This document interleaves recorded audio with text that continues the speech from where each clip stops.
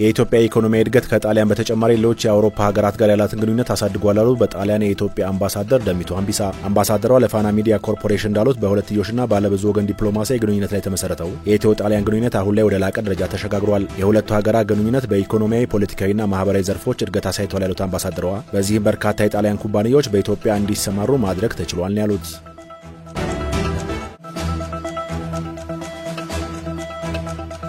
ኢትዮጵያ በድንበር ተሻጋሪ ወንዞች ያላት ጽኑ አቋም ፍትሃዊ ተጠቃሚነትን ማረጋገጥ ነው አሉ የውሃና ኤነርጂ ሚኒስትር ዶክተር ሀብታሙ ኢተፋ። ውሃና ንጹህ ኤነርጂ ለዘላቂ እድገት በሚል መሪ ሐሳብ ከጥቅምት 17 ቀን 2018 ዓ.ም ጀምሮ በሳይንስ ሙዚየም እየተካሄደ የሚገኘው የኢትዮጵያ ውሃና ኤነርጂ ሳምንት ዛሬ ተጠናቋል። ኢትዮጵያ በድንበር ተሻጋሪ ወንዞች ያላት ጽኑ አቋም የቀጠናውን ተገቢ ሚዛናዊና ፍትሃዊ ተጠቃሚነትን ማረጋገጥ እንደሆነ ነው ያነሱት። ታላቁ የኢትዮጵያ ህዳሴ ግድብ ለታችኛው የተፋሰሱ ሀገራት የጎርፍ አደጋ ስጋት ማስቀረትን ጨምሮም የተለያዩ በረከቶችን ይዞ መምጣቱን አጽንኦት ሰጥተዋል።